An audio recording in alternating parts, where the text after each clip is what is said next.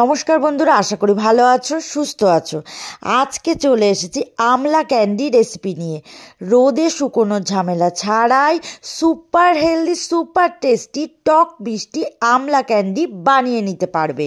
আশা করছি এই রেসিপিটি তোমাদের খুবই ভালো লাগবে।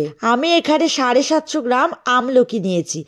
এখন বাজারে প্রচুর আমলকি পাওয়া যায়। এভাবে আমলা ক্যান্ডি বানিয়ে 6 মাস রেখে খেতে পারবে। এই আমলকির ক্যান্ডি বানানোর জন্য এই রকম সাইজের আমলকি নিয়ে নিয়েছি। আমলকিগুলো ভালো করে ধুয়ে নিয়েছি। সবার প্রথমে এই আমলকিকে নরম করতে হবে। গ্যাসে একটা পাত্রে জল গরম করে নিয়েছি আর এর ওপর একটা ছিদ্রযুক্ত ঝাঁঝরি বসিয়ে দেব। আর এই ঝাঁঝরির ওপরে আমলকিগুলো ঢেলে দিচ্ছি।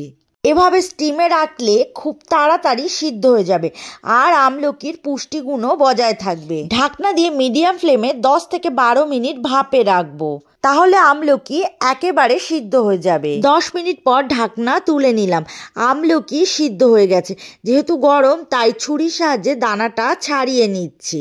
এই যে সব কটার দানা ছাড়িয়ে নিয়েছি। একটা মিক্সিং জারে সিদ্ধ করা আমলকিগুলো পেস্ট করে নেব। সব কটা আমলকি মিক্সিং জারে দিয়ে দিয়েছি। আর দিয়ে দিলাম গ্রেট করে রাখা আদা। আদা দিলে টেস্ট ও উপকার দুটোই পাওয়া যাবে। 1.5 ইঞ্চি পরিমাণ আদা দিয়েছি। জল ছাড়াই আমলকির পেস্ট বানিয়ে নিয়েছি। এখন গ্যাসে কড়াই বসিয়ে তার মধ্যে পেস্ট করে রাখা আমলকি দিয়ে দিলাম। প্রথমে দিলাম নুন, এখন দিলাম বিট নুন, দিলাম গোলমরিচ গুঁড়ো। এই বিট নুন দেওয়াতে এই আমলা ক্যান্ডির টেস্ট আরও ভালো হবে। এখানে ঠিক যতটা আমলকি দিয়েছি ঠিক ততটাই চিনি দেব।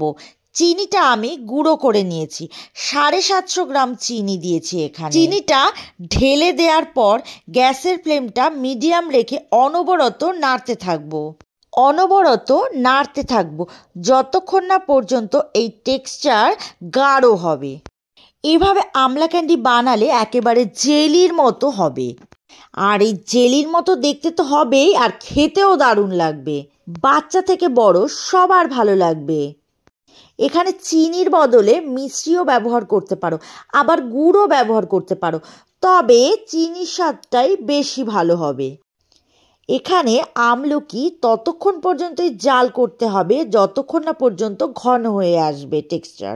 তাই অনবরত নাড়তে থাকবো। এই আমলা ক্যান্ডি বানানোর জন্য রোদে শুকোনোর কোনো ঝামেলা নেই, এমনকি ফ্রিজেও রাখতে হবে না। যখন তখন বানিয়ে নিতে পারো। তবে অনবরত নাড়তে থাকবো। এই পর্যায়ে এখানে দিয়ে দেব কর্নফ্লাওয়ার। এখানে আমি 3 চামচ কর্নফ্লাওয়ার নিয়ে নিয়েছি আর অল্প জল দিয়ে এটা মিশিয়ে নিচ্ছি। এখন এই কর্নফ্লাওয়ার দিয়ে দিলাম।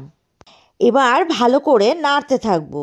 এভাবে আমলা ক্যান্ডি বানিয়ে 6 মাস রেখে খেতে পারবে। এখানে 1 চামচ ঘি দিয়ে দেব। এই দেখো এরকম শাইনি হবে। লেবুর রস দিয়ে দিলাম আর এটাকে নামিয়ে নেব।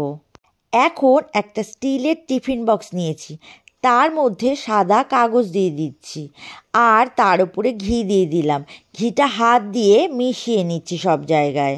এর মধ্যে আমলকির এই মিক্সারটা ঢেলে দিচ্ছি।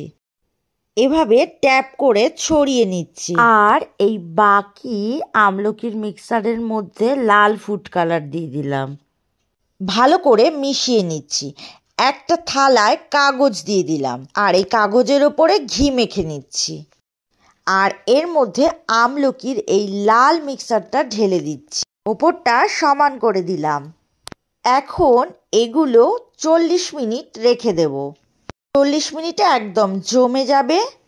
40 মিনিট পর এই টিফিন বক্স আর থালার থেকে এই মিশ্রণটা তুলে নেব আর কাগজটা তুলে নিলাম।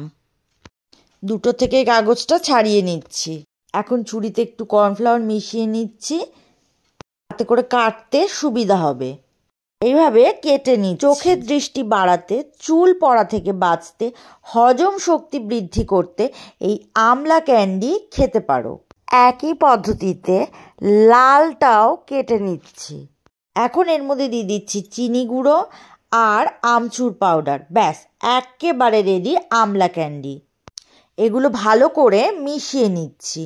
এগুলো ভালো করে মেশানোর পর একটা পাত্রে রেখে 6 মাস খেতে পারবে, রোদে দেওয়ার ঝামেলা ছাড়াই। আজ এই পর্যন্তই, আবারও নতুন নতুন রেসিপি নিয়ে চলে আসব। আশা করছি এই রেসিপিটি তোমাদের ভালো লাগবে। আর যদি রেসিপিটি ভালো লাগে তাহলে একটা লাইক, কমেন্ট আর শেয়ার করে দিও। আর যদি আমার চ্যানেলে নতুন বন্ধু হয়ে থাকো তাহলে আমার চ্যানেলটি সাবস্ক্রাইব করে দিও। সুস্থ থাকো, ভালো থাকো, আর এতক্ষণ ধরে আমার সাথে থাকার জন্য অনেক অনেক ধন্যবাদ।